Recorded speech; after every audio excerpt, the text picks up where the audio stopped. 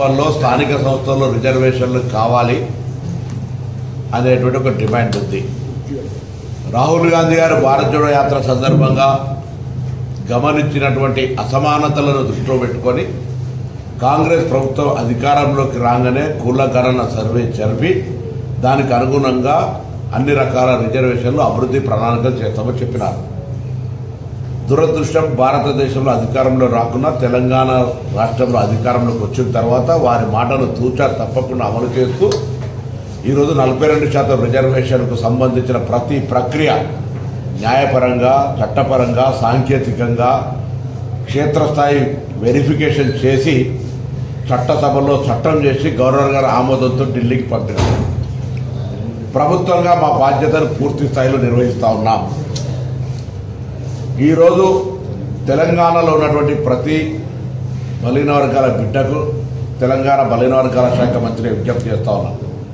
ఆనాడు తెలంగాణ ఉద్యమంలో ఎట్లయితే కుల సంఘాలు మన ప్రాంతాన్ని మనం సాధించుకోవాలి, మన రాష్ట్రం మనకు ఏర్పడాలనేటువంటి ఆలోచనతో కుల సంఘాలుగా ఏర్పడి జేఏసీలుగా ఏర్పడి ఆ ఉద్యమం చేసినారో ఈరోజు ఇది మరొక తెలంగాణ ఉద్యమంలాగా భావించి గ్రామాల వారీగా, మండల వారీగా, జిల్లాల వారీగా కుల సంఘాలుగా ఐక్యంగా ఏర్పడి 42% బీసీల సాధనకు సంబంధించి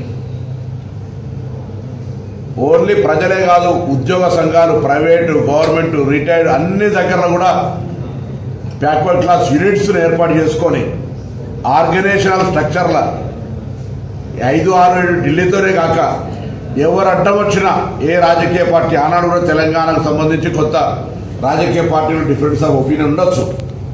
ఈరోజు బలహీన వర్గాల ఆకాంక్షకు చట్టబద్ధంగా ముందుకు పోతున్న సందర్భంలో ఎవరు వ్యతిరేకించినా వారికి వ్యతిరేకంగా అందరూ కలిసి తెలంగాణ ప్రభుత్వం ప్రవేశపెట్టిన 42% బీసీ రిజర్వేషన్ వ్యతిరేకిస్తే మాకు రాజకీయ ఉనికి ఉండదు అనే వాతావరణాన్ని కలగజేసే బాధ్యత ప్రతి బలహీన వర్గాల బిడ్డది. ఆ దిశలో కార్యక్రమం కొనసాగాలని కోరుకుంటా ఉన్నా. అది 5-6-7 ప్రోగ్రాం కావచ్చు, లేదా ఇంకా ఏ కార్యక్రమం అయినా ఇవాళ రిజర్వేషన్లను సాధించుకోవడానికి ఎవరికి వ్యతిరేకం కాదు. అందరికీ ఎవరి ప్రతిపాదికన వాళ్ళకి హక్కు రావాలి. కాబట్టి సమగ్ర సర్వే తర్వాతనే ఇది నిర్ణయించినటువంటి సందర్భం కాబట్టి అవి సాధించుకోవడానికి తెలంగాణ ఉద్యమ స్ఫూర్తిని తీసుకోవాలని ఉద్యోగస్తులను, వ్యాపారస్తులను, విద్యార్థులను, యువకులను, ప్రజలను అందరినీ అన్ని కుల సంఘాలకు ప్రత్యేకించి విజ్ఞప్తి చేస్తాను.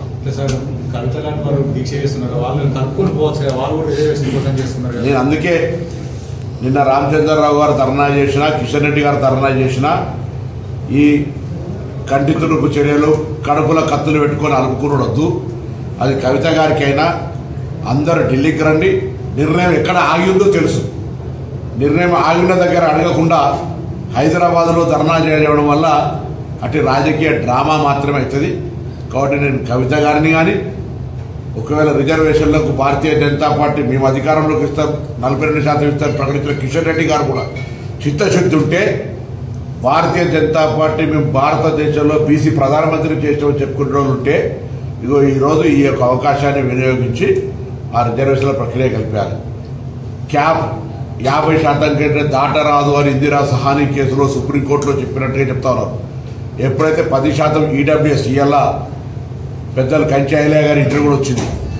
ఎప్పుడైతే ఒకసారి క్యాప్ క్రాస్ అయిందో దెర్ ఇస్ నో క్యాప్. కాబట్టి ఇది అసాధ్యమైనది కాదు. రాజ్యాంగాన్ని 100 సార్లు సవరించుకున్నాం.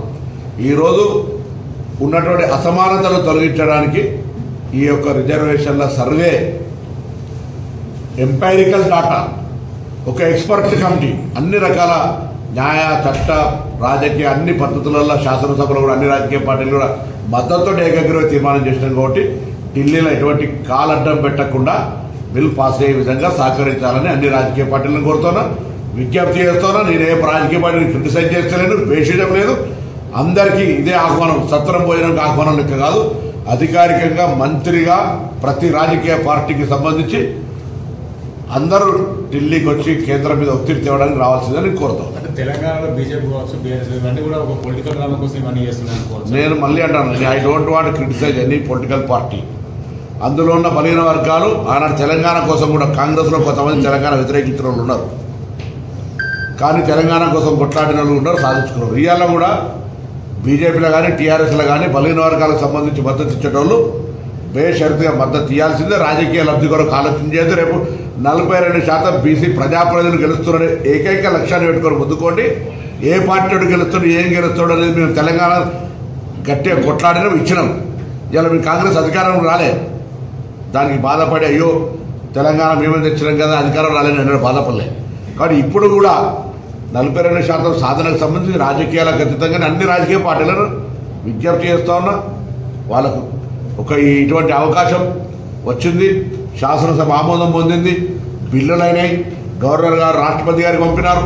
సో ఇంత కీలకమైనటువంటి అంశాలు వచ్చినప్పుడు 1 లక్ష మంది ప్రభుత్వ ఉద్యోగులు ఇల్లు తిరిగి సర్వే చేసినారు, ప్లానింగ్ డిపార్ట్మెంట్ చేసింది, ఎంపైరికల్ డాటా ఉంది, వల్ల ఎక్స్పర్ట్ కమిటీ చేసి దాన్ని నివేదిక తీసుకుంటున్నారు. కాబట్టి ఇది అంది వచ్చిన అవకాశంగా తెలంగాణ వ్యాప్తంగా గ్రామీణ ప్రాంతాల్లో, పట్టణ ప్రాంతాల్లో, రాష్ట్ర వ్యాప్తంగా ఉన్నటువంటి బలహీన వర్గాల ప్రజలు, ఉద్యోగస్తులు, వ్యాపారస్తులు, వ్యవహార రీత్యా అది జర్నలిస్టులు కావచ్చు, న్యాయవాదులు కావచ్చు, ఎవరైనా సరే ఈ బలహీన వర్గాల 42% రిజర్వేషన్ సాధనల భాగస్వాములు కావాలి. ఆనాడు తెలంగాణ ఉద్యమానికి సంబంధించి ఎట్లయితే అందరూ భాగస్వాములైనో ఇప్పుడు కూడా అటువంటి భాగస్వాములై ఇది సాధించుకోవాలని నేను